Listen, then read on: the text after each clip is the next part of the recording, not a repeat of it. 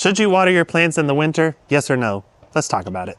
So as the seasons change, our plants' needs change, which means we need to change how we do our care for the plants, especially going from warmer to cooler. So what are the main differences we're going to see?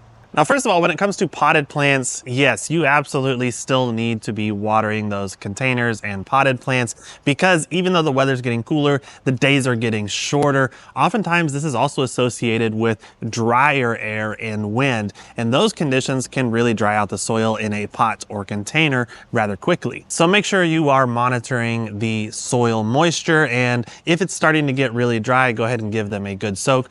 Many times, though, in the fall and winter, you may only have to water those containers a couple or even one time a week. If we're talking about established trees and shrubs that have been planted for 3 or more years, you may not need to water them at all during the winter, depending on what the weather is doing and how much moisture you are getting in your area.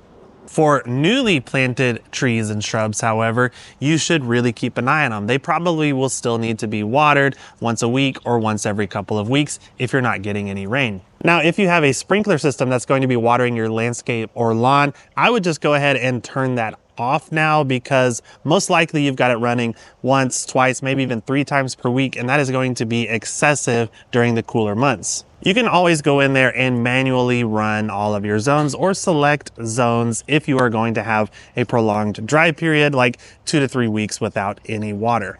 Now, another thing to remember is that if you have a severe cold snap coming, such as a hard freeze, it's always better to water your plants before the really cold weather hits. Plants that are properly hydrated and have moist soil are going to be much more resilient when it comes to that cold weather. If your plants are too dry, whenever you get those extreme cold temperatures, they could potentially get damaged. So do your part in conserving water this winter season. Just make sure that you don't take it too extreme and allow your plants to get too dry, especially leading up to really cold weather.